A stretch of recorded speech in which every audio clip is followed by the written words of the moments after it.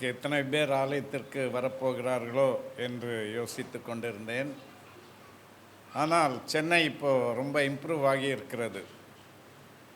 நான் இளைஞனாக இருக்கும்போதெல்லாம் எனக்கு என்ன ஞாபகம் என்றால், லேசாக ஒரு மழை பெய்து விட்டால் போதும், யாரும் வேலைக்கும் போக மாட்டார்கள், வீட்டை விட்டு வெளியே போக மாட்டார்கள்.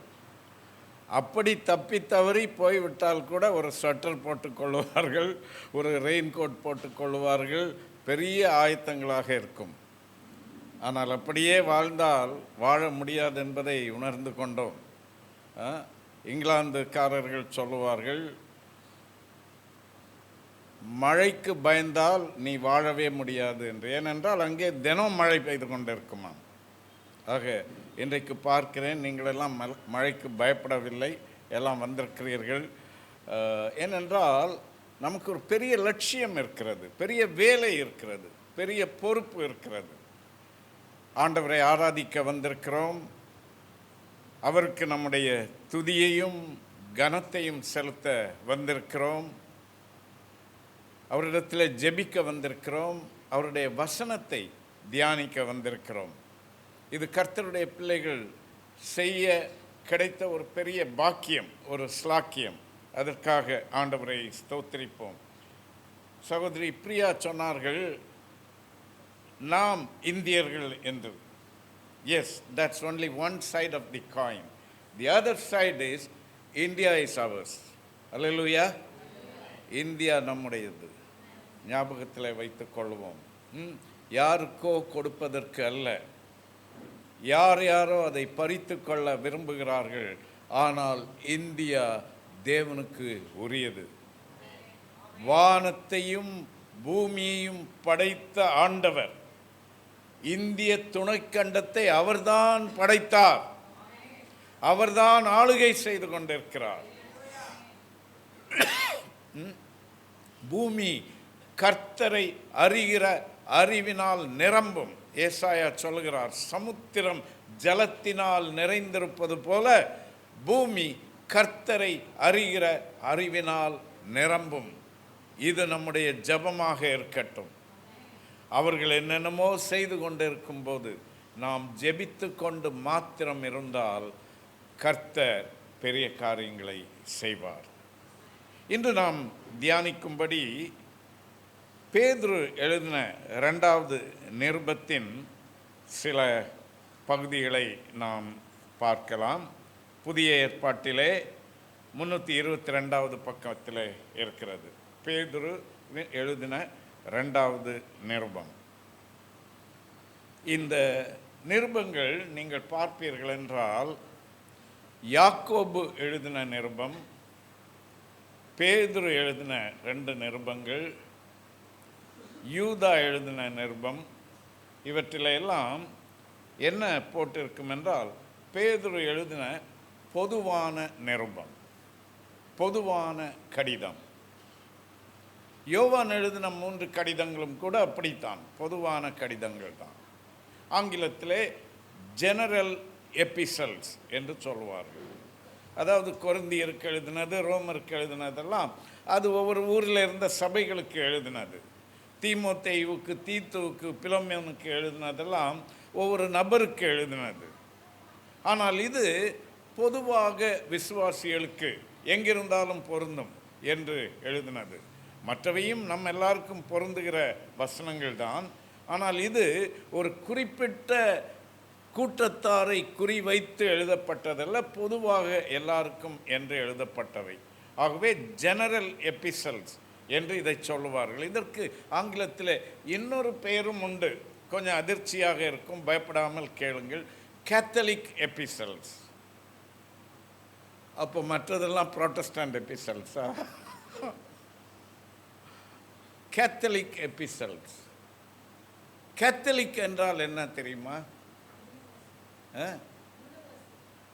யூனிவர்சல், பொதுவான, பொதுவான, பொதுவான சபை. I believe in holy Catholic apostolic church என்று அந்த நிச்சய விசுவாச பிரமாணத்தில் சொல்கிறோமே. அப்படி என்றால் என்ன அர்த்தம்? பொதுவான சபை, பூமி எங்கும் இருக்கிற சபை. ஆக இது பொதுவான நிருபம் என்றால், கேத்தலிக் எபிசல் என்றால் எல்லாருக்கும் பொருத்தமான நிருபம். இதை பேதுரு எழுதும்போது அவருக்கு சுமார் 65 வயது இருக்கும் என்று வைத்துக் கொள்ளுங்கள். அவர் மரிக்கப் போகிறார். அவர் கொலை செய்யப்பட இருக்கிறார். சுமார் 64-65 வயதில் கிறிஸ்துவின் நிமித்தமாக, சுவிசேஷத்தின் நிமித்தமாக. அப்போதுதான் இதை இவர் எழுதுகிறார். யாராவது ஒருவர் முன்னுக்கு வந்து 1 பேதுரு 1ஆம் அதிகாரம் 1 முதல் 11 வசனங்களை சத்தமாய் வாசிக்க நான் கேட்கிறேன்.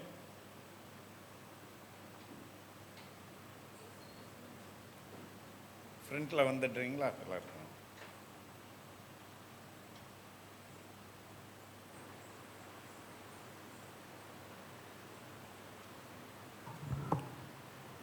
ஒன்று பேதுரு 1ஆம்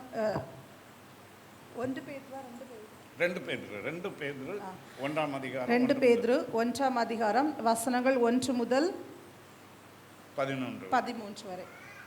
நம்முடைய தேவனும் இரட்சகருமாய் இருக்கிற இயேசு கிறிஸ்துவனுடைய நீதியால் எங்களைப் போல அருமையான விசுவாசத்தை பெற்றவர்களுக்கு இயேசு கிறிஸ்துவின் ஊழியக்காரனும் அப்போஸ்தலனும் ஆகிய சீமோன் பேதுரு எழுதுகிறதாவது: தேவனையும் நம்முடைய கர்த்தராகிய இயேசுவையும் அறிகிற அறிவினால் உங்களுக்கு கிருபையும் சமாதானமும் பெருக கடவது. தம்முடைய மகிமையினாலும் காருண்யத்தினாலும் நம்மை அழைத்தவரை அறிகிற அறிவினால் ஜீவனுக்கும் தேவ பக்திக்கும் வேண்டிய யாவற்றையும் அவருடைய திவ்ய வல்லமையானது நமக்கு தந்தருளினது மன்றி, இச்சையினால் உலகத்தில் உண்டான கேட்டுக்கு தப்பி திவ்ய சுவாபத்துக்கு பங்குள்ளவர்கள் ஆகும் பொருட்டு மகா மேன்மையும் அருமையுமான வாக்கு தத்தங்களும் அவைகளினாலே நமக்கு அருளப்பட்டிருக்கிறது. இப்படி இருக்க நீங்கள் அதிக ஜாக்கிரதை உள்ளவர்களாய் உங்கள் விசுவாசத்தோட தைரியத்தையும், தைரியத்தோட ஞானத்தையும், ஞானத்தோட இச்சை அடக்கத்தையும், இச்சை அடக்கத்தோட பொறுமையையும், பொறுமையோட தேவ பக்தியையும், தேவ பக்தியோட சகோதர ஸ்நேகத்தையும், சகோதர ஸ்நேகத்தோட அன்பையும் கூட்டி வழங்குங்கள். இவைகள் உங்களுக்கு உண்டாயிருந்து பெருகினால் உங்களை நம்முடைய கர்த்தராகிய இயேசு கிறிஸ்துவை அறிகிற அறிவினாலே உணரும் கனியற்றவர்களுமாய் இருக்க ஒட்டாது. அறிவினாலே வீணரும் கனியற்றவர்களுமாய் இருக்க ஒட்டாது. இவைகள் இல்லாதவன் எவனோ அவன் முன் செய்த பாவங்களற தான் சுத்திகரிக்கப்பட்டதை மறந்து கண் சொருகி போன குருடனாய் இருக்கிறான். ஆகையால் சகோதரரே, உங்கள் அழைப்பையும் தெரிந்து கொள்ளுதலையும் உறுதியாக்கும்படி ஜாக்கிரதையாயிருங்கள். இவைகளை செய்தால் நீங்கள் ஒரு காலம் இடறி விழுவதில்லை. இவ்விதமாய் நம்முடைய கர்த்தரும் இரட்சகருமாய் இருக்கிற இயேசு கிறிஸ்துவினுடைய நித்திய ராஜ்யத்துக்கு உட்படும் பிரவேசம் உங்களுக்கு பரிபூரணமாய் அளிக்கப்படும். இது நிமித்தம் இவைகளை நீங்கள் அறிந்தும் நீங்கள் இப்பொழுது அறிந்திருக்கிற சத்தியத்தில் உறுதிப்பட்டிருக்கிறதும் உங்களுக்கு இவைகளை எப்பொழுதும் நினைவூட்ட நான் அசதியாயிரேன். நம்முடைய கர்த்தராகிய கண்களை மூடி ஆண்டவரை நோக்கி ஜெபிப்போம். ஜீவனுள்ள ஆண்டவரே, எங்களுக்காக நீர் இந்த வார்த்தைகளை எழுதி வைத்த மாபெரும் தயவுக்காக நன்றியோடு உம்மை ஸ்தோத்திரிக்கிறோம். அப்பா, நாங்கள் வளரும்படி இந்த வார்த்தைகள் மூலம் நீர் எங்களுக்கு உம்மை வெளிப்படுத்தி, உமக்கும் எங்களுக்கும் உள்ள உறவை உறுதிப்படுத்தி, நாங்கள் கனி கொடுப்பவர்களாய் வாழ எங்களுக்கு கிருபை செய்தருளும். இரட்சகர் மூலம் கேட்கிறோம் நல்ல பிதாவே, ஆமென். இன்றைக்கு கிறிஸ்தவர்களுக்கு இருக்கிற ஒரு பெரிய பிரச்சனை என்னவென்றால், 8வது வசனம் சொல்லுகிறது, வீணரும் கனியற்றவர்களுமாய் வாழ்வது. எம்டி லைஃப், ஃப்ரூட்லெஸ் லைஃப், வீணரும் கனியற்றதுமான ஒரு வாழ்க்கை. ஒவ்வொரு வருஷமும் வருட இறுதியிலே புது வருடத்திற்காக பல தீர்மானங்கள் எடுக்கிறோம். ஆனாலும் வருட இறுதி வரும்போது கனி இல்லையே, வருஷம் வீணாய் போய்விட்டதே என்றெல்லாம் நாம் கவலைப்படுகிறோம். வீணரும் கனியற்றதுமான ஒரு வாழ்க்கை. 9வது வசனத்தில் சொல்லுகிறார், முன் செய்த பாவங்களற தான் சுத்திகரிக்கப்பட்டதை மறந்து செருகிப்போன கண் செருகிப்போன குருடரான வாழ்க்கை. பாவத்தின் மீது வெற்றியில்லாத ஒரு வாழ்க்கை. மற்றவர்களை பார்க்கிறோம், நமக்கு ஆசையாக இருக்கிறது, அவர்களைப் போல் என்னால் இருக்க முடியவில்லையே. 1 step forward 2 steps backward என்றே நம்முடைய கிறிஸ்தவ வாழ்க்கை போய்கொண்டிருக்கிறது. வீண் ஆன வாழ்க்கையாக, வீணடிக்கப்பட்ட ஒரு வாழ்க்கையாக போய்கொண்டிருக்கிறது. கனியற்ற வாழ்க்கையாக இருக்கிறது. வளர்ச்சி இல்லை, கண் சொருகி போயிருக்கிறது, ஒரு விஷன் இல்லை, தரிசனமற்ற ஒரு வாழ்க்கையாக இருக்கிறது.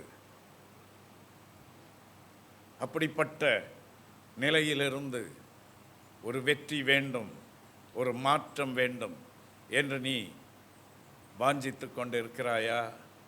அப்படி என்றால் இன்று கர்த்தர் உன்னோடு பேச விரும்புகிறார்.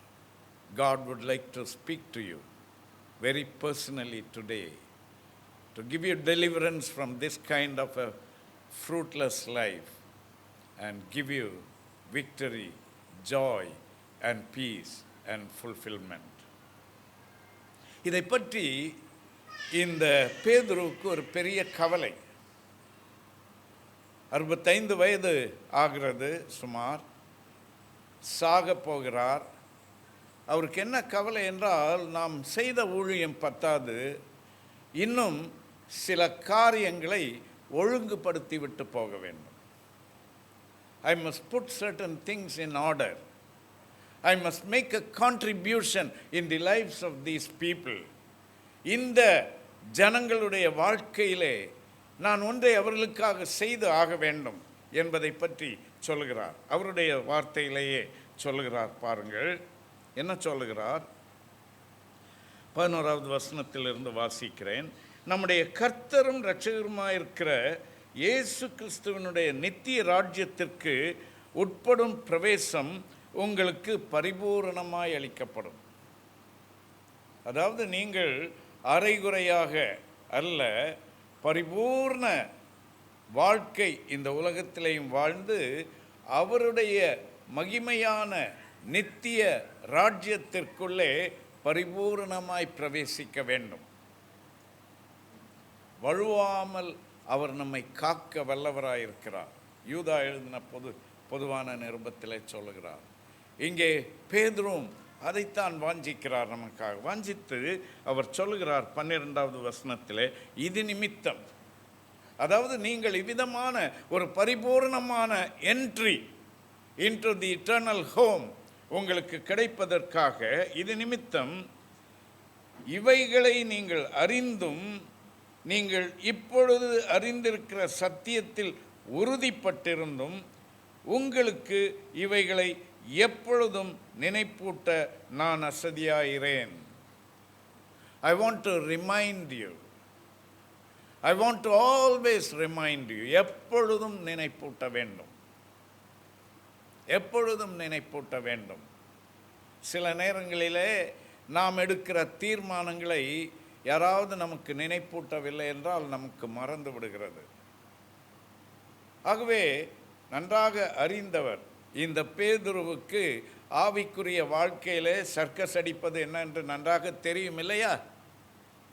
இயேசு படகிலே இருந்து நடந்து போகிறார், இயேசு கடலிலே நடந்து போகிறார் என்று படகிலே இருந்து பார்த்த பேதுரு என்ன சொல்லிவிட்டார்? நீங்கள் மட்டும்தானா, நாங்கள் நடக்க மாட்டோமா, நட. உடனே குதித்து விட்டார். அப்புறம் ஐயோ மூழ்குகிறேனே, ஐம் ட்ரௌனிங். ஒரு ரோலர் கோஸ்டர் லைஃப் ஆவிக்குரிய பிரகாரமாக திடீரென்று உச்சிக்கு போய் விடுவார், நேராக பள்ளத்திற்கு வந்து விடுவார். இப்படி உச்சியும் பள்ளமும் இப்படியே தான் அவருடைய வாழ்க்கை போய்கொண்டிருக்கிறது. ஆண்டவரே, இதெல்லாம் உமக்கு நடக்கக்கூடாது, விடமாட்டோம். அதெல்லாம் வேற யாருக்காவது, எங்கள் ஆண்டவருக்கு இதெல்லாம் நாங்கள் அலோவ் பண்ண மாட்டோம் என்று சொல்லிவிட்டார். ஆனால் அந்த வேலைக்கார பெண் இவரும் அங்கே தான் இருந்தார், நான் பார்த்தேன். ஐயோ, நான் பார்க்கலையே, எனக்கு தெரியவே தெரியாது, ஒன்றுமே தெரியாது என்று சொல்லிவிட்டார்.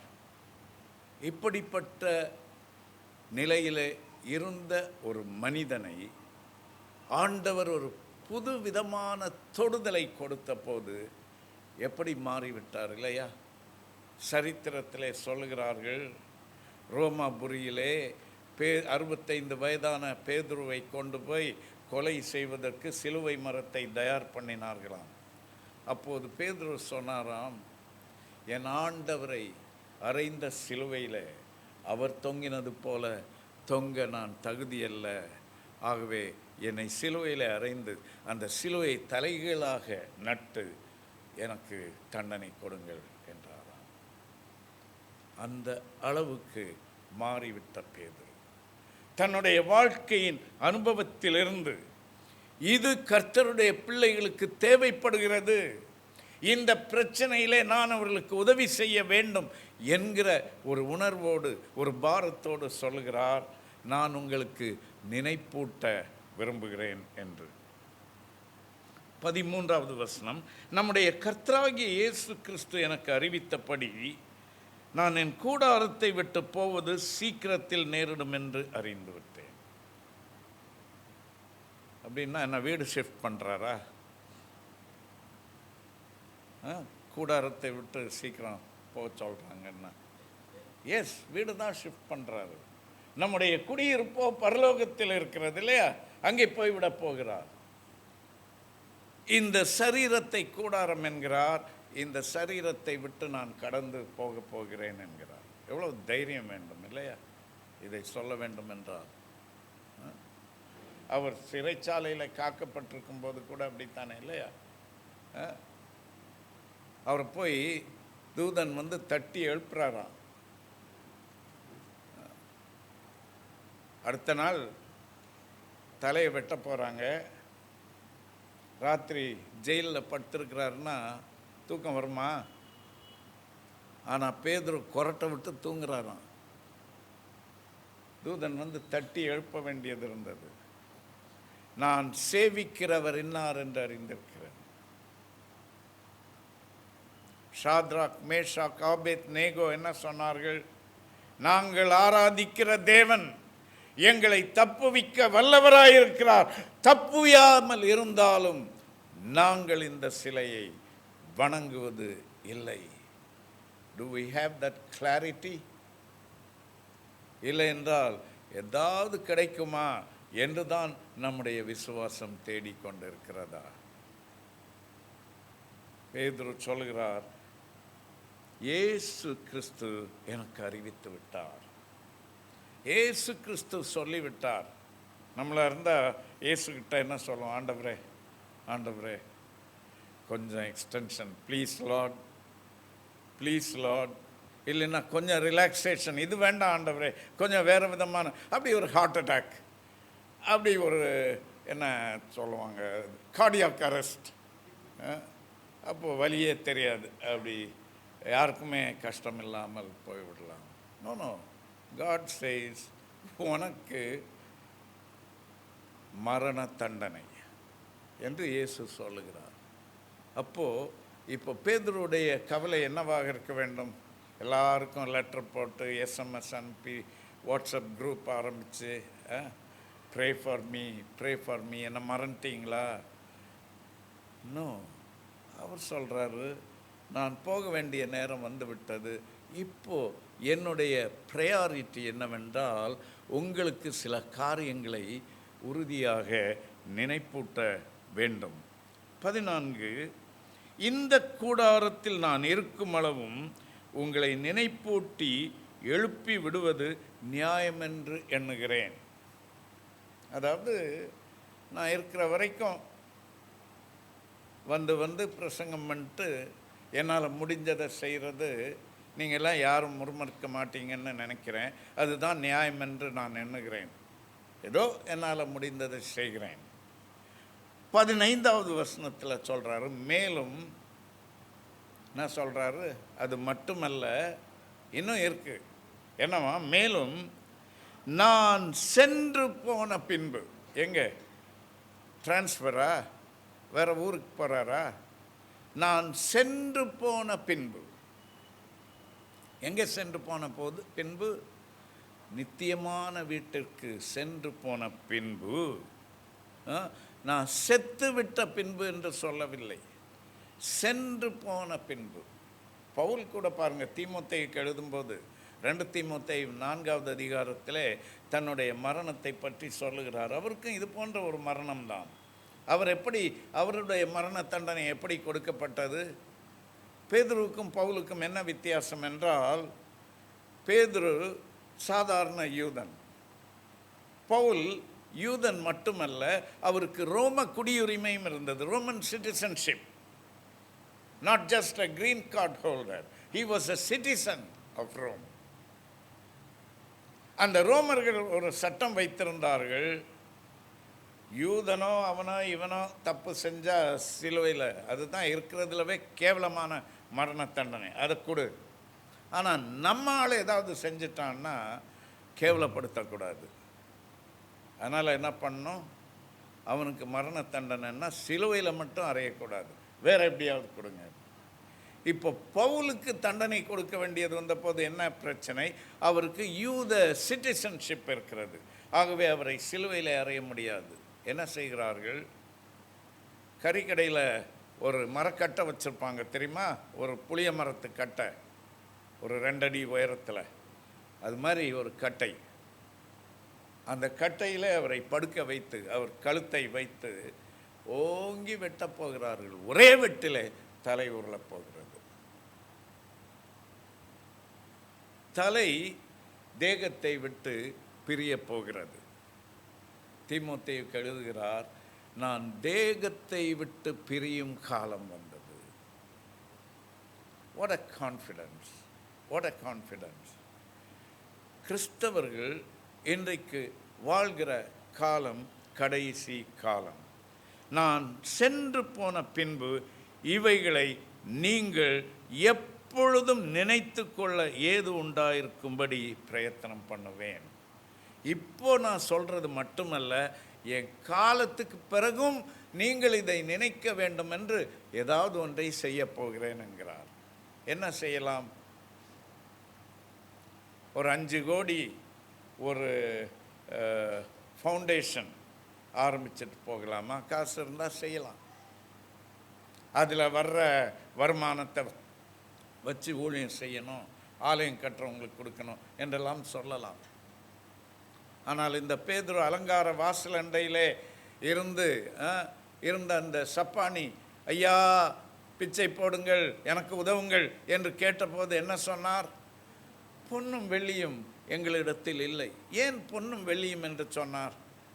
டாலரோ ரூபாவோ எங்களிடத்தில் இல்லை, பைசா இல்லை என்று சொல்லியிருக்கலாமே. ஏன் பொன்னும் வெள்ளியும் என்று சொன்னார்? அந்த காலத்தில் டாலரும் கிடையாது, பைசாவும் கிடையாது, ரூபாவும் கிடையாது.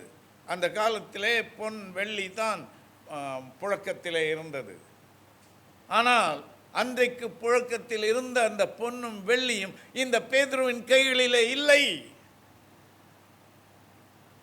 இன்றைக்கு இவாஞ்சலிஸ்ட் என்று சொன்னால் அவருடைய ட்ரெஸ் கோட் என்ன, அவருடைய ஆட்டோமொபைல் என்ன, இப்போ ஹிட்மேன் கூட வைத்துக் கொள்ளுகிறார்கள் இவாஞ்சலிஸ்ட், அவங்க கூட போகிறதுக்கு பாடி கார்டு மாதிரி ஒரு ஸ்டேட்டஸ் சிம்பிள். ஆனால் இந்த பேதுரு சொல்லுகிறார், பொன்னும் வெள்ளியும் என்னிடத்தில் இல்லை, எங்களுக்கு இருப்பதை உனக்கு கொடுக்கிறோம், நஸ்ரேயனாகிய இயேசுவின் நாமத்திலே எழுந்து நட. அவன் என்ன செஞ்சான்? நடந்தானா? குதிச்சான். நீ நடவென்று சொன்னால் அவன் குதிப்பான். அப்படிப்பட்ட ஒரு வைராக்கியம், அப்படிப்பட்ட ஒரு ஆத்ம பாரம் நமக்கு இருந்தால் கர்த்தர் வல்லமையாய் செயல்படுவார். அவருடைய வல்லமையை பற்றி பேதுரு சொல்லுகிறார், அவருடைய மகிமையை பற்றி சொல்லுகிறார். அவருடைய கிருபையை பற்றி சொல்லுகிறார், அவருடைய நீதியை பற்றி சொல்கிறார். இந்த பகுதியில் அவர் என்ன சொல்லுகிறார்? தொடர்ந்து அவர் இங்கே சொல்லுகிறார் என்னவென்றால், இந்த நாட்களிலே கடைசி காலத்திலே கள்ளத்தீர்க்க 2வது அதிகாரம் 1வது வசனத்திலே சொல்லுகிறார், கள்ளத்தீர்க்கதரிசிகளும் ஜனங்களுக்குள்ளே இருந்தார்கள், அப்படியே உங்களுக்குள்ளும் கள்ள போதகர்கள் இருப்பார்கள். அது என்ன? பாஸ்டன்ஸில் சொல்லும்போது கள்ளத்தீர்க்கதரிசிகள் இருந்தார்கள்ன்றாரு. இப்போ சொல்லும்போது சொல்கிறார், உங்களுக்குள்ள கள்ள தீர்க்கதரிசிகள் இல்லை, கள்ள போதகர்கள் இருப்பார்கள் என்று. இயேசு மத்தேயு சுவிசேஷத்தில் கள்ள தீர்க்கதரிசிகளுக்கு ஜாக்கிரதையாயிருங்கள் என்று சொன்னார், கள்ள தீர்க்கதரிசிகளை குறித்து எச்சரிக்கையாயிருங்கள் என்று சொன்னார். அவர்களெல்லாம் யார் என்றால், கடைசி நாட்களை பற்றி தவறாக உபதேசித்து கொண்டு இருந்தவர்கள். ஆனால் இயேசுவின் காலம் முடிந்து விட்டது. இப்போ அவர்கள் தீர்க்கதரிசிகள் என்று ரொம்ப வரமாட்டார்கள், இப்போ போதகர்கள் என்று வருகிறார்கள். இயேசு சொன்னார் இல்லையா, ஆட்டுத்தோல் போர்த்தின ஓநாய்கள், ஆட்டுத்தோல் போர்த்தின ஓநாய்கள். அதே ஓநாய்கள் தான் இப்போவும் கள்ள தீர்க்கதரிசிகள் என்கிற பெயரில் இல்லாமல் கள்ள போதகர்களாக வரலாம், கள்ள தீர்க்கதரிசிகளாகவும் வரலாம். கள்ள தீர்க்கதரிசிகளை கள்ள போதகர்களை எப்படி கண்டுபிடிக்கலாம்? ஐடி காமிங்கன்னா கள்ள தீர்க்கதரிசின்னு போட்டிருக்குமா, கள்ள போதகர்னு போட்டிருக்குமா? திருடன்ற வார்த்தைக்கு இன்னொரு வார்த்தை என்ன? கள்ளன் இல்லையா? மலையாளத்தில் கள்ளன்னுவாங்க, எனக்கு கொஞ்சம் அந்த வாசனை என்னுடைய மொழியில் இருக்கும். தமிழ்லையும் சொல்லுவாங்கன்னு நினைக்கிறேன் இல்லையா, கள்ளன். ராத்திரி ஏதோ டோரில் சவுண்டு கேட்குது, யாரதுன்னு கேட்டால், ஹலோ கள்ளன் வந்திருக்கிறேன் என்று சொல்லுவானா? அப்போ தீர்க்கதரிசிகள்லையும் போதகர்களையும் மட்டும் கள்ள போதகர் வந்திருக்கிறவர்கிட்ட யாரதுன்னு கேட்டால், நான் தாங்க கள்ள போதகர் வந்திருக்கிறேன்னு சொல்லுவாங்களா? அப்படி கண்டுபிடிக்கவே முடியாது. நமக்கு வசனம் தெரிந்திருந்தால்தான் இவர் கள்ள போதகரா, கள்ள தீர்க்கதரிசியா, நல்ல போதகரா, நல்ல தீர்க்கதரிசியா என்பதை அறிந்து கொள்ள முடியும். பேங்க் மேனேஜர் உட்கார்ந்திருக்கிறார், நான் சொல்வது சரி என்று ஒத்துக்கொள்வார் என்று நினைக்கிறேன். பேங்க்ல வேலை பார்க்கிறவர்களுக்கு கள்ள நோட்டை கண்டுபிடிப்பது எப்படி என்று பயிற்சி கொடுப்பார்களாம். அதுக்கு இது பாகிஸ்தானில் தயாரித்த கள்ள நோட்டு, இது சிவகாசியில் அடித்த கள்ள நோட்டு என்று பலவித கள்ள நோட்டுகளை கொண்டு உதாரணம் காண்பிக்க மாட்டார்கள். எதை காண்பிப்பார்கள் தெரியுமா? நல்ல நோட்டை காண்பிப்பார்கள். இந்த நல்ல நோட்டுடைய எல்லா அம்சங்களையும் முழுவதுமாக அவர்கள் அறிந்து வைத்திருந்தால் அதை பார்த்த உடனே சொல்லிடுவாங்க, இதிலே இது இல்லை, ஆகவே இது நல்ல நோட்டு அல்ல. கள்ள நோட்டு என்றால் என்ன அர்த்தம்? எது நல்ல நோட்டு இல்லையோ அதுதான் கள்ள நோட்டு. கள்ள போதகர்கள், கள்ள தீர்க்கதரிசிகள் என்றால் என்ன அர்த்தம்? பிரதர்னு நல்லா பேசிட்டேன்ட்டு உங்கள் வீட்டில் இருந்து வாட்சை திருடிட்டு போயிடுவாங்கன்னு அர்த்தம் இல்லை. நல்லவற்றை, சத்தியத்தை போதிக்காதவர்கள் என்று அர்த்தம். கடைசி நாட்களிலே இப்படி வருவார்கள் என்று பேதுருவுக்கு பெரிய கவலை. கிறிஸ்துவின் வருகையை பற்றி குறிப்பாக தவறாக சொல்லுவார்கள் என்று. சரி, இந்த கடைசி நாட்கள், கடைசி காலம் என்பது எப்போ? எபிரேயர் 1வது அதிகாரம் 1வது 2வது வசனங்களை வாசியுங்கள். எபிரேயர் 1:1-2.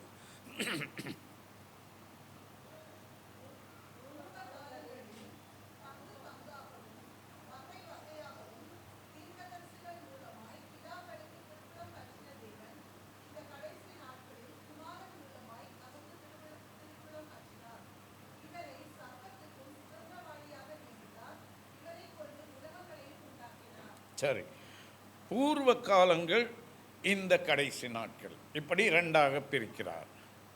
பூர்வ காலங்கள் என்றால் ஏர்லியர் டைம்ஸ். ஏர்லியர் டைம்ஸில் தீர்க்கதரிசிகள் மூலமாக பேசினார். இப்போ இந்த காலத்தில், இந்த காலத்திற்கு என்ன பெயர் சொல்லுகிறார்? கடைசி நாட்கள். இந்த கடைசி நாட்களில், இந்த கடைசி நாட்கள் என்றால் எப்போது இருந்து? எருசலேம் தேவாலயம் அழிக்கப்பட்டு இயேசு வந்து சபை சிலுவையிலே மரித்து உயிர்த்தெழுந்த சபையை ஸ்தாபித்த அந்த காலம், அதிலிருந்து இன்றைக்கு வரைக்கும், இனி உலக அழிவு வரைக்கும் உள்ள முழு காலத்திற்கும் சேர்த்த பெயர்தான் கடைசி காலம், கடைசி நாட்கள். அப்படி என்றால் இயேசு கடைசி காலத்தின் ஆரம்ப காலங்களிலே வாழ்ந்தார். பேதுரு கடைசி காலத்தின் ஆரம்ப காலங்களிலே வாழ்ந்தார். நாம் கடைசி காலத்தின் எந்த கட்டத்தில் இருக்கிறோம்? கடைசி கட்டத்தில் நமக்கு தெரியாது, இருக்கலாம், இருக்க நிறைய வாய்ப்பு இருக்கிறது. இன்றைக்கே கிறிஸ்து வருவார் என்பது போன்ற எதிர்பார்ப்போடு தான் நாம் வாழ வேண்டும். எப்போதும் வரலாம், தாமதிக்கவும் செய்யலாம், ஆனால் நாம் ஆயத்தமாக இருக்க வேண்டும். ஆகவே இந்த கடைசி நாட்களிலே, அதாவது கிறிஸ்து வந்த பிறகு உள்ள காலத்திலேயே கள்ள தீர்க்க தரிசனங்கள், கள்ள உபதேசங்கள், இப்படியெல்லாம் நிறைய குழப்பங்கள் வர ஆரம்பிக்கும். ஆகவே நீங்கள் என்ன செய்ய வேண்டும்? வசனத்தில் தெளிவாக இருக்க வேண்டும். அதற்காகத்தான் இதை எழுதுகிறார். அந்த 2 பேதுரு 1:16 அவர் சொல்லுகிறார், நாங்கள் தந்திரமான கட்டுக்கதைகளை பின்பற்றினவர்களாக அல்ல, அவருடைய மகத்துவத்தை கண்ணார கண்டவர்களாகவே நம்முடைய கர்த்தராகிய இயேசு கிறிஸ்துவின் வல்லமையையும் வருகையையும் உங்களுக்கு அறிவித்தோம்.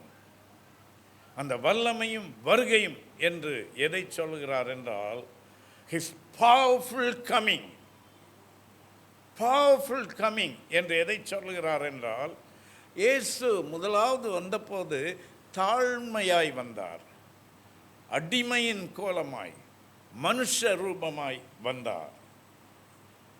அதை பார்த்திருக்கிறார் பேதுரு. அதை பற்றி சொல்லவில்லை இங்கே. ஆனால் எதை பற்றி சொல்லுகிறார்? 17வது வசனத்தில் சொல்லுகிறார், அவருடைய வல்லமையும் வருகையும் பார்த்தோம் என்கிறாரே. என்னவாம்? 17வது வசனம் வாசிங்க. இவர் என்னுடைய நேசகுமாரன், இவரிடத்தில் பிரியமாயிருக்கிறேன் என்று சொல்லுகிற சத்தம் உன்னதமான மகிமையிலிருந்து அவருக்கு உண்டாகி, பிதாவாகிய தேவனால் அவர் கனத்தையும் மகிமையும் பெற்றபோது அவரோடே நாங்கள் பரிசுத்த பர்வதத்தில் இருக்கையில் வானத்திலிருந்து பிறந்த அந்த சத்தத்தை கேட்டோம். Can you imagine? இந்த பவுல் இயேசுவை தரதரவென்று இழுத்து சிலுவையை சுமக்க வைத்து அவரை கன்னத்தில் அறைந்து வாரினால் அடித்து அவர் வியாகுலப்பட்டு கொண்டிருப்பதையெல்லாம் கண்ணால் பார்த்த அந்த இயேசு, அந்த பேதுரு, அந்த மறுரூப மலையிலே இயேசுவை எப்படி பார்க்கிறார்? அவருடைய முகத்தின் ஒளி பிரகாசம் அவ்வளவு பிரகாசமாய் இருந்தது. சவுக்காரத்தால் வெளுக்க முடியாத வெண்மை, கண்கள் கூசுகிற விதமாக, சூரிய ஒளியிலும் மிகவும் வித்தியாசமான பிரகாசமாக இயேசுவின் முகம் பிரகாசித்ததை பார்த்தாராம். அங்கே தேவன் அவரோடு பேசுகிறார். அது மட்டுமல்ல, கூட யார் நிற்கிறார்கள்? மோசேயும் எலியாவும் நிற்கிறார்கள். இது நடப்பது கிபி 1ஆம் நூற்றாண்டிலே. அவர்கள் கிமு பல நூற்றாண்டுகளுக்கு முன்னரே மரித்து விட்டவர்கள். இயேசு சொன்னார், நான் உங்களுக்காக ஒரு இடத்தை ஆயத்தப்படுத்த போகிறேன். என் பிதாவின் வீட்டில் அநேக வாசஸ்தலங்கள் உண்டு. பவுல் சொன்னார், நம்முடைய குடியிருப்பு பரலோகத்தில் இருக்கிறது. அங்கிருந்து கிறிஸ்து என்னும் இரட்சகர் வர எதிர்பார்த்து கொண்டிருக்கிறோம். இந்த மோசே இந்த உலகத்திலேயே மரித்து அடக்கம் பண்ணப்பட்டவர். இந்த எலியா மரணத்தை காணாமலே எடுத்துக்கொள்ளப்பட்டவர். அவர் அப்படியே காற்றிலே காணாமல் போய்விட்டாரா? எங்கே போனார்? மோசே எங்கே போனார்? நமக்கு முன்னாக மரித்தவர்கள் எங்கே போயிருக்கிறார்கள்? நம்முடைய தாயார், நம்முடைய தகப்பனார், நம்முடைய குடும்பத்தார், கர்த்தருடைய பிள்ளைகளாக மரித்தவர்கள் இன்றைக்கு எங்கே இருக்கிறார்கள்? வேறொரு உலகம் இருக்கிறது. இன்றைக்கு நிறைய வாலிபர்கள் கேள்வி கேட்கிறார்களே இல்லையா? ஏலியன்ஸ் இருக்கிறார்களா? ஏலியன்களும் இல்லை, பூனைகளும் இல்லை. ஆனால் தேவதூதர்கள் இருக்கிறார்கள். தேவன் இருக்கிறார். பிசாசின் சேனைகள் இருக்கின்றன. எலன் மாஸ்க் சொல்கிறார், நான் செவ்வாய் கிரகத்திலே வீடுகளை கட்டப் போகிறேன். ஆனால் ஆண்டவர் சொன்னார், நீ சந்திரனிலே, எங்கே வானமண்டலத்திலே உன்னுடைய கூடாரத்தை கட்டினாலும் அங்கேயும் நான் வந்து விடுவேன். You cannot. ஆனால் ஆண்டவர் சொல்கிறார், உங்களுக்கு ஒரு இடம் இருக்கிறது. I have a place.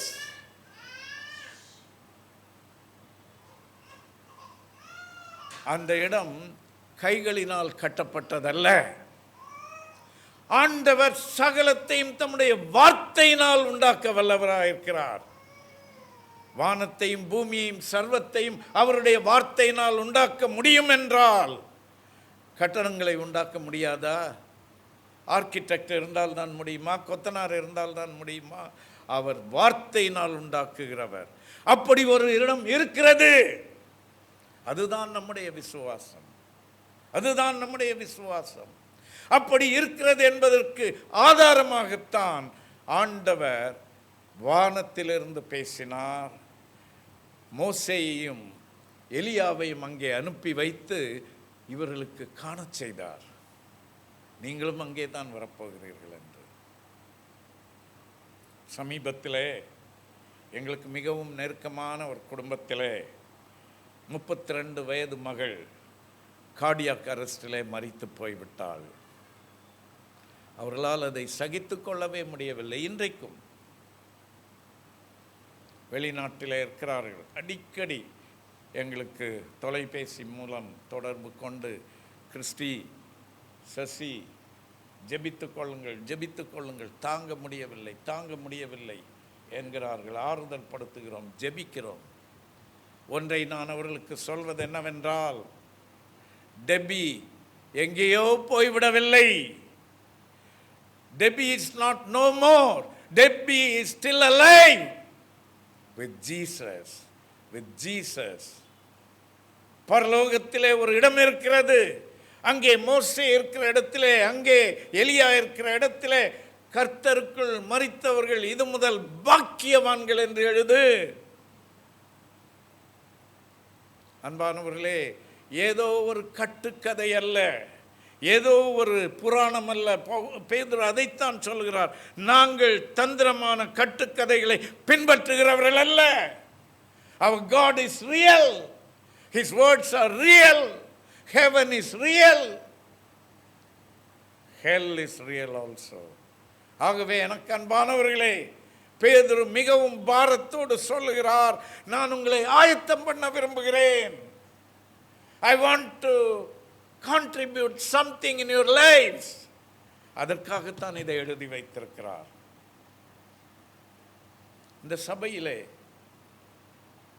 வாரம் பாஸ்டர் அங்கிள், பிரியா, நான் இன்னும் பாஸ்டர் ராபின் சாம் இது போன்ற அநேகர் வந்து செய்தி கொடுக்கிறோமே, எதற்காக? ஏதோ கதை சொல்லிவிட்டு போவதற்காகவா? ஏதோ ஏமாத்து பண்ணுவதற்காகவா? இது சத்தியம்.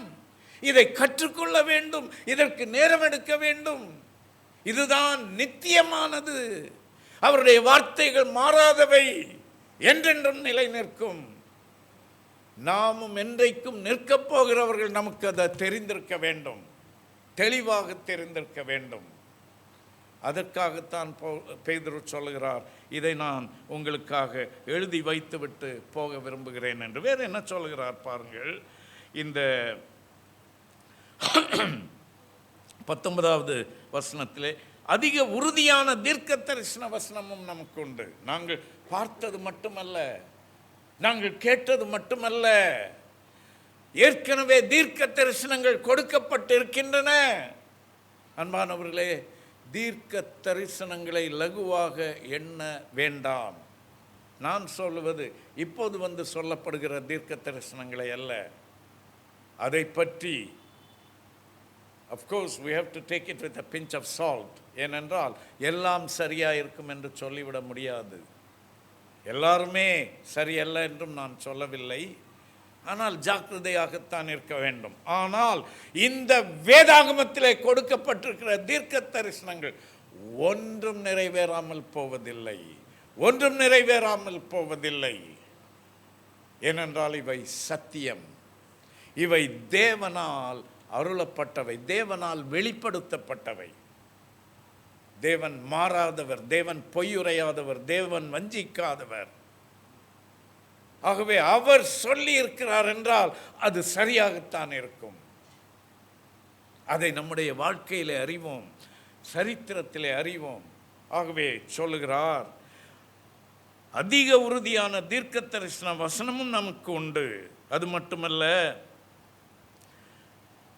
21வது வசனம், தீர்க்க தரிசனமானது ஒரு காலத்திலும் மனுஷருடைய சித்தத்தினாலே உண்டாகவில்லை. தேவனுடைய பரிசுத்த மனுஷர்கள் பரிசுத்த ஆவியினாலே எழுதப்பட்டு ஏவப்பட்டு பேசினார்கள். இந்த தெளிவு நமக்கு இருக்க வேண்டும். அன்பானவர்களே, ஏன் வசனத்தை நாம் அறிந்திருக்க வேண்டும்? இது தேவனுடைய வார்த்தை. இதில் ஒரு வீண் வார்த்தையும் கிடையாது. ஒரு சிறந்த தேவன் மனிதனுடைய உடன் ஊழியராக நான் பல ஆண்டுகள் இருந்தேன்.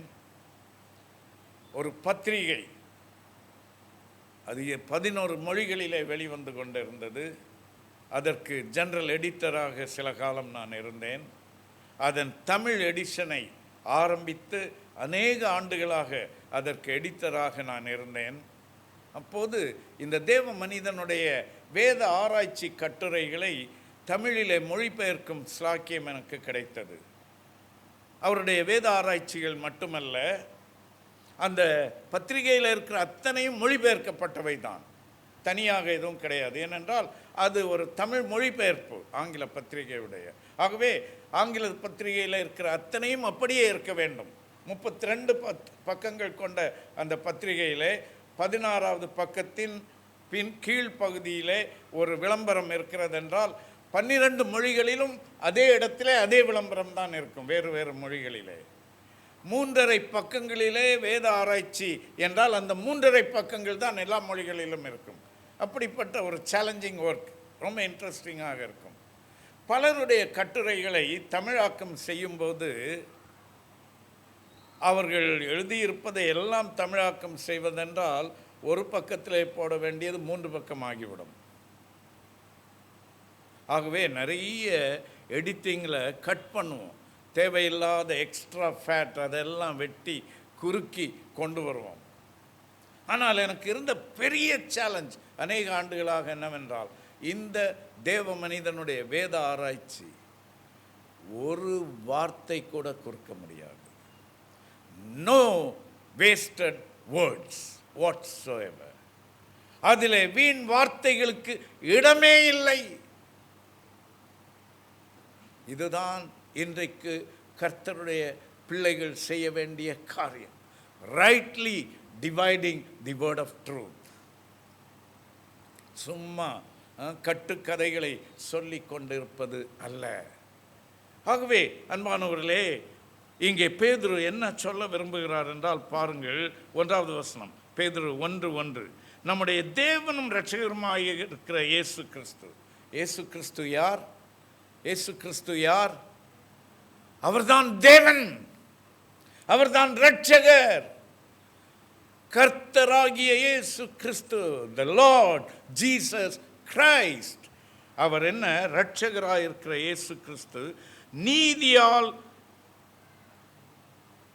எங்களைப் போல அருமையான விசுவாசத்தை பெற்றவர்கள் நீங்கள்.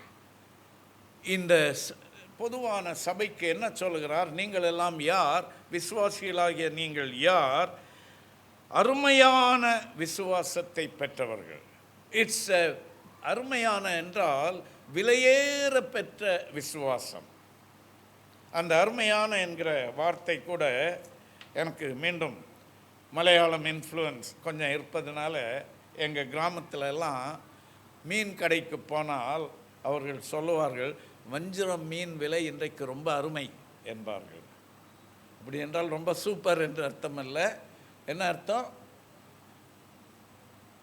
Very costly, very costly. ஆங்கிலத்திலேயும் அந்த வார்த்தையை பயன்படுத்துகிறார்கள். The price is very dear என்றால் என்ன அர்த்தம்? ரொம்ப காஸ்ட்லி. ஆக அருமையான இந்த விசுவாசம், இட்ஸ் எ காஸ்ட்லி ஃபெய்த். இன்றைக்கு விசுவாசம் என்றால் என்ன நினைத்து கொண்டிருக்கிறோம்? அவருடைய வேலையை செய்து விட்டார், சிலுவையிலே மரித்து ரட்சிப்பை சம்பாதித்து விட்டார், நான் செய்ய வேண்டிய ஒரே ஒரு வேலை என்ன? நம்பினா போதும், இவ்வளவுதான், ரொம்ப சிம்பிள் என்று. No no no no no, that's not what is meant by faith in the Bible. வேதாகமத்திலே விசுவாசம் என்று சொல்வது இட்ஸ் நாட் so சிம்பிள். இது ஒரு அருமையான விசுவாசம். It's a costly faith. It cost God the life of his only begotten son.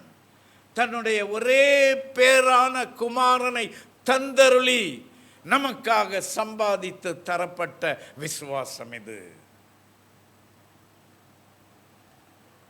நம்முடைய இரட்சகராக அவர் இருக்கிறார், நம்முடைய ஆண்டவராக இருக்கிறார், அவர்தான் தேவன் என்பதை நம்பி ஏற்றுக்கொள்ளுகிற அந்த விசுவாசம், அந்த விசுவாசம் நமக்குள்ளே இருக்கும்போது அந்த விசுவாசம் வல்லமையாய் செயல்படும். God's power will flow through your faith. தேவனுடைய வல்லமை. தேவனுடைய வல்லமை என்றால் என்ன?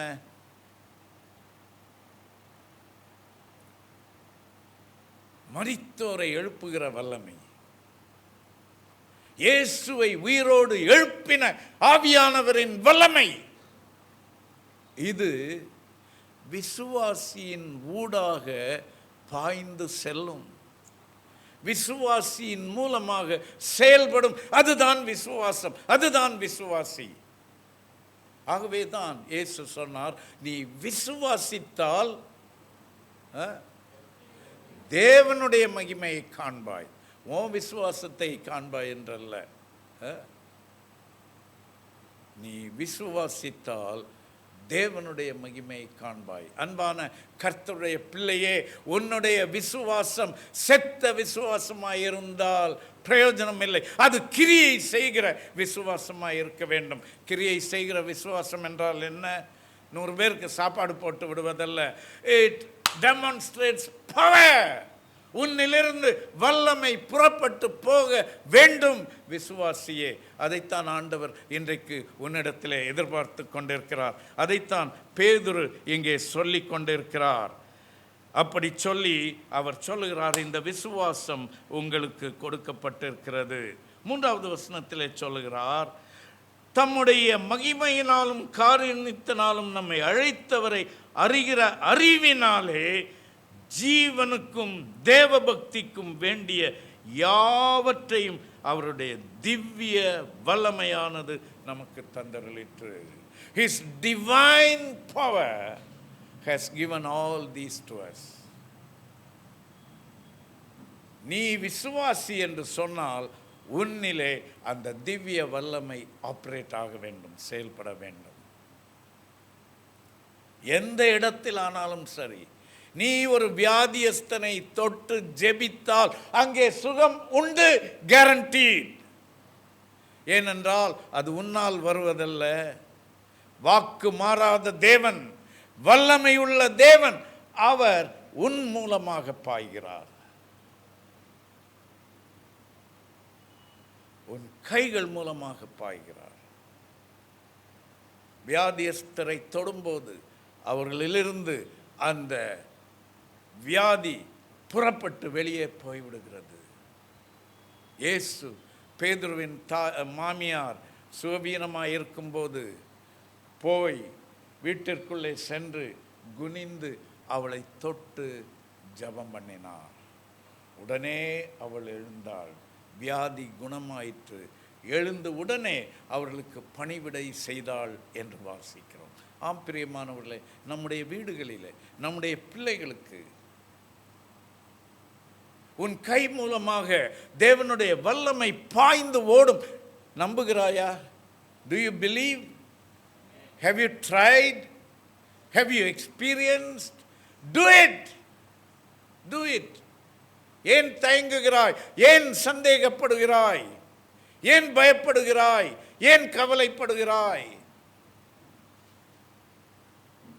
பணம் இல்லையே, பணம் இல்லையே என்று சொல்லிக் கொண்டிருக்கிறாயா? அவர் சொல்லுகிறார், நீ துவங்கு, நீ துவங்கு, நான் முடிப்பேன், நான் முடிப்பேன். செங்கடல் முன்னே நிற்கிறது. மோசே என்ன செய்வதென்று தெரியாமல் அங்கும் இங்கும் பார்க்கிறார். ஒரு பக்கம் பார்த்தால் மலை, இன்னொரு பக்கம் பார்த்தால் பள்ளத்தாக்கு, திரும்பி பார்த்தால் பார்வோனும் சேனையும். ஆண்டவரே, மாட்டிக்கொண்டோமே. ஆண்டவர் சொல்லுகிறார், கையில் இருக்கிற கோலை நீட்டு, நீ எங்கே போக வேண்டுமோ அதற்கு நேராக நீட்டு. என்ன நடந்தது? தண்ணீரை அந்த நேரத்திலே வறண்டு போக செய்து விட்டார். அவர்கள் கடந்து சென்ற பிறகு கடலை மீண்டும் மூடிவிட்டார். Our God is a God of impossibilities. வல்லமை, வல்லமை, அந்த வல்லமை கர்த்தருடைய பிள்ளைகள் ஒவ்வொருவர் மூலமும் இறங்கி செல்ல வேண்டும், பாய்ந்து செல்ல வேண்டும் என்று விரும்புகிறார். திவ்ய வல்லமை, ஆண்டவரே, அது என் மூலமாக செல்லட்டும். அப்படி அதோடு கூட என்ன சொல்லுகிறார்? 5வது வசனம், இப்படி இருக்க நீங்கள் அதிக ஜாக்கிரதை உள்ளவர்களாய். அன்பானவர்களே, கிறிஸ்தவ வாழ்க்கை என்பது ஏனோதானோ என்று வாழ்கிற ஒரு வாழ்க்கை அல்ல. ஏனோதானோ என்று வாழ முடியாது. You have been promoted, you have graduated, you are in responsibility now. சிறுபிள்ளைத்தனமாக வாழ்ந்து கொண்டிருக்க முடியாது. அதிக ஜாக்கிரதையோடு வாழ வேண்டும். பொறுப்புகள் இருக்கின்றன. யாரை விழுங்கலாமோவென்று பிசாசானவன் வகை தேடி சுற்றி கொண்டு இருக்கிறான். ப்ரௌலிங் லைக் எ லயன், பதுங்கி பதுங்கி தாக்க முயற்சிக்கிறான். ஆகவே மிக ஜாக்கிரதையாக விழிப்புள்ளவர்களாக, பி அலர்ட் என்று சொல்லுகிறார். அவ்விதமாக இருக்க வேண்டும். அப்படி இருப்பதற்காக அவர் என்ன சொல்லுகிறார்? நீங்கள் என்ன செய்ய வேண்டுமா உங்கள் வாழ்க்கையில்? விசுவாசம் யாரிடத்திலிருந்து வருகிறது? ரட்சிப்பு கர்த்தரிடத்திலிருந்து வருகிறது. விசுவாசம் யாரிடத்திலிருந்து? என்னிடத்தில் இருந்தா, கர்த்தரிடத்தில் இருந்தா? கர்த்தரிடத்திலிருந்து தான். இந்த விசுவாசத்தை உனக்குள் கொடுத்தவர் அந்த கர்த்தர். ஆண்டவரே, help us in our unbelief. எங்கள் அவிசுவாசத்திலே எங்களுக்கு உதவி செய்யும் ஆண்டவரே, விசுவாசத்தை தாரும் என்று நாம் ஜெபிக்க வேண்டும். அவனவன் விசுவாச அளவின்படியே என்று சொல்கிறார். அப்படி என்றால் இவனுக்கு கொஞ்சம்தான் இவனால் முடியும், அதனால் அந்த அளவு தான். நோ நோ நோ, நீ எந்த அளவு ஆண்டவரை விசுவாசிக்கிறாயோ அந்த அளவு அவர் விசுவாசத்தை உன்னிலே உறுதிப்படுத்துவார். The more you become available, you become available and he will give the enabling. நீ ஆயத்தமாக இருந்தால் அவர் உன்னை பலப்படுத்துவார். ஆக அந்த விசுவாசம், அந்த விசுவாசத்தை பற்றி முக்கியமான ஒன்றை சொல்கிறார் இந்த 5வது வசனத்தில். உங்கள் விசுவாசத்தோடே கூட அவர் சொல்லுகிறார், வெறும் விசுவாசம் மட்டும் போதாதுங்க. உனக்கு வெற்றி வாழ்க்கை வேண்டும் என்றால் அந்த விசுவாசத்தோடு சிலவற்றை கூட்ட வேண்டும். Once again, going back to my Tamil with Malayalam tinge. இங்கெல்லாம் பொரியல்ன்றோம், கத்திரிக்காய் கூட்டுன்றோம் இல்லையா? எங்கள் கிராமங்களில் என்ன சொல்லுவாங்கன்னா, கூட்டு என்பார்கள் சமையலில். கூட்டு என்றால் என்ன கூட்டு? மரக்கறி கூட்டு. அதாவது மரத்தில் கிடைத்த கறி, ஆட்டுக்கறி அல்ல, கோழிக்கறி அல்ல, மரத்தில் கிடைத்த கறிகள், வெஜிடபிள் வைத்து கூட்டு. வெஜிடபிள் கூட்டு என்றால் என்ன அர்த்தம்? அதில் கத்திரிக்காய் இருக்கும், முருங்கைக்காய் இருக்கும், பூசணிக்காய் இருக்கும், எல்லாவற்றையும் கூட்டி அதோட மசாலைகளையும் கூட்டின ஒன்று தான் கூட்டு. இங்கே பேதுரு சொல்லுகிறார், வெறும் கத்திரிக்காய் சாப்பிட்டா பத்தாது, வெறும் விசுவாசம் இருந்தால் போதாது, கூட்டு செய். அந்த கூட்டில் என்னெல்லாம் இருக்க வேண்டுமாம்? 7 காரியங்களை சொல்லுகிறார். வேகமாக சொல்லிவிடுகிறேன், ஒவ்வொன்றையும் விளக்க தேவையில்லை. விசுவாசத்தோடு முதலாவது தைரியத்தை கூட்டு, வெர்ச்சு. தைரியம் என்றால் பிளைண்ட் கரேஜ் அல்ல, எவண்டாது என்று போவதல்ல, வெர்ச்சு, நற்குணத்தோடு கூடிய தைரியம். 2வது ஞானம், நாலெட்ஜ். விசுவாசம் மட்டும் இருந்தால் போதாது, தேவனை குறித்த அறிவு இருக்க வேண்டும். கிறிஸ்துவை அறிகிற அறிவின் மேன்மைக்காக எல்லாவற்றையும் அற்பமாய் விட்டுவிட்டேன். அவரை அறிகிற அறிவு, ஆண்டவரே, I want to grow in my knowledge of your word, in the knowledge of you. உம்மை இன்னும் அதிகம் அறிய வேண்டும் ஆண்டவரே. விசுவாசத்தோடு தைரியத்தை கூட்டிக் கொள்ளுங்கள், அறிவை கூட்டிக் கொள்ளுங்கள், இச்சை அடக்கத்தை கூட்டிக் கொள்ளுங்கள். இன்னைக்கு விசுவாசிகளுக்கு இது ஒரு பெரிய பிரச்சனை. எல்லாருக்கும் அற்புதம் செய்கிற வல்லமை இருக்கு, என்னென்னமோ இருக்கு, 3 நாள் உபவாசித்து ஜெபிக்கிற வல்லமை இருக்கிறது, வெளிப்படுத்தல் இருக்கு, என்னென்னமோ இருக்கிறது. ஆனால் இச்சை அடக்கம் இல்லை. There are more sexual sins among Christian leaders. இச்சை அடக்கம், விசுவாசத்தோடு இச்சை அடக்கத்தை கூட்டிக்கொள். வேற என்ன சொல்லுகிறார்? பொறுமையை கூட்டிக்கொள். ஒரு சபையில் ஜெபக்கூட்டம் வைத்தார்களாம். அந்த ஜெபக்கூட்டத்திற்கு வந்திருந்த அம்மா ஜெபித்தார்களாம், ஆண்டவரே ஆண்டவரே ஆண்டவரே, பொறுமையை தாரும் ஆண்டவரே, பொறுமையை தாரும் ஆண்டவரே, இப்ப தாரும் ஆண்டவரே என்றார்களாம்.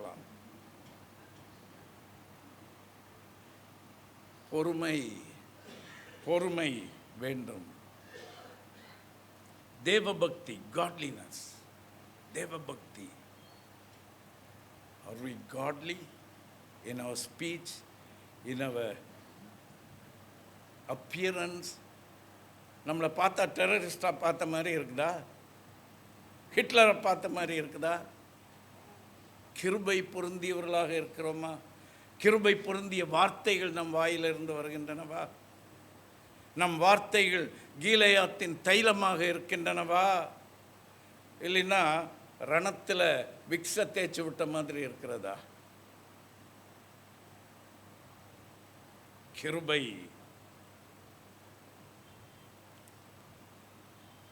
சகோதர ஸ்நேகம், brotherly kindness.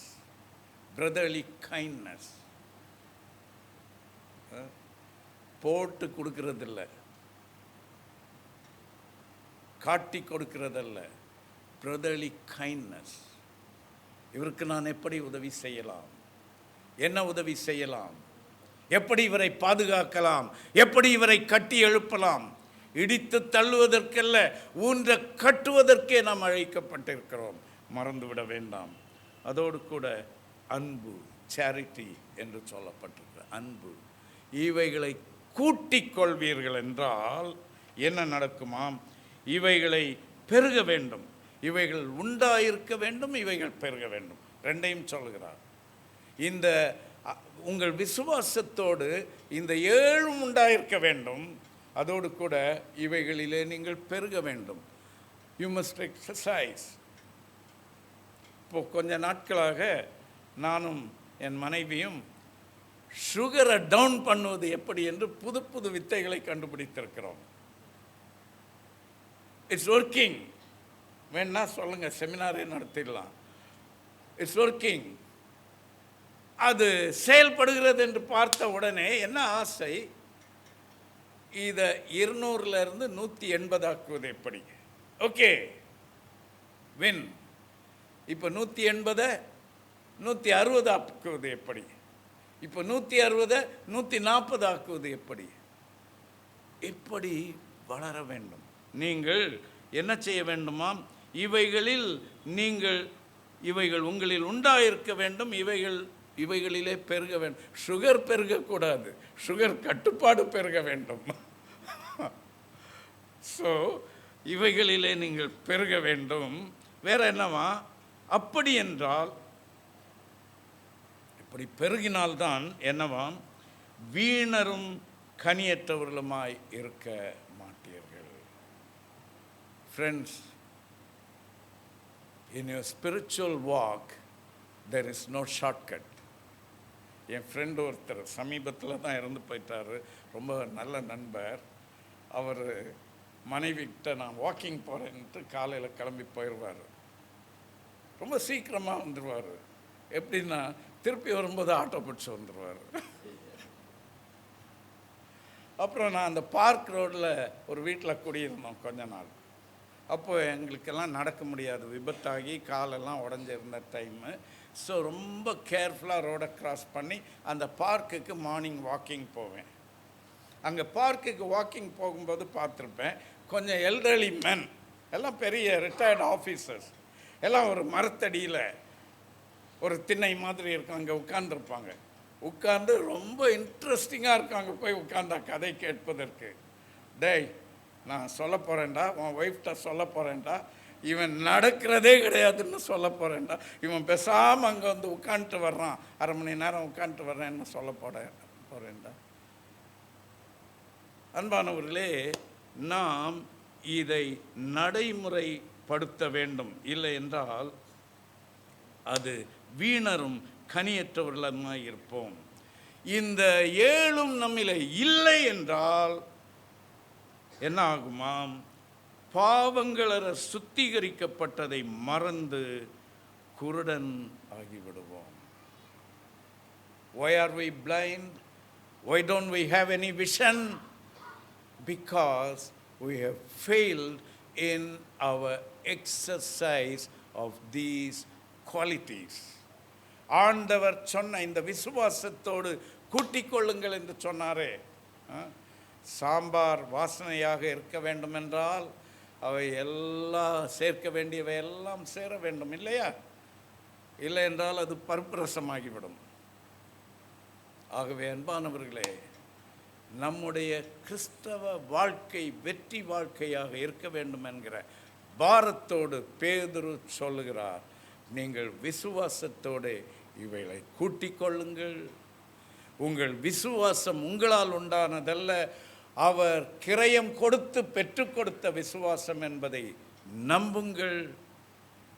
வெற்றி வாழ்க்கைக்கு ஆயத்தப்படுங்கள். தீர்க்க தரிசனங்களை நம்பி கள்ள போதனைகளை குறித்து எச்சரிக்கை உள்ளவர்களாய் வாழுங்கள் என்று சொல்கிறார். ஆண்டவரே, நான் வீணாய் வாழ்கிற கனியற்ற வாழ்க்கையிலிருந்து எனக்கு விடுதலை வேண்டும். என் கண்கள் திறக்கப்பட வேண்டும். இயேசு யோவான் 4வது அதிகாரத்திலே தம்முடைய சீஷர்களை பார்த்து சொன்னார், வயல் நிலங்கள் அறுப்பு காலம் வருகிறதற்கு இன்னும் 4 மாதம் செல்லும் என்று சொல்வீர்களே, இதோ உங்கள் கண்களை ஏறெடுத்து பாருங்கள், வயல் நிலங்கள் இப்பொழுதே அறுவடைக்கு ஆயத்தமாயிருக்கிறது என்று சொன்னார். ஆண்டவரே, என் கண்களை ஏறெடுத்து பார்க்க எனக்கு உதவி செய்யும், என் கண்களை திறந்தருளும், எனக்கு ஒரு தரிசனத்தை தாரும் ஆண்டவரே. அழிகிற ஆத்துமாக்களை பற்றின தரிசனத்தை தாரும்.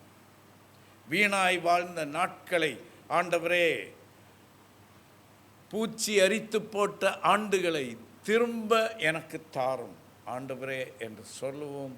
கர்த்தர் உங்களை மாற்றுவார், உங்களை பலப்படுத்துவார், வழுவாமல் உங்களை நிற்கச் செய்வார், கடைசி வரை காத்துக்கொள்வார்.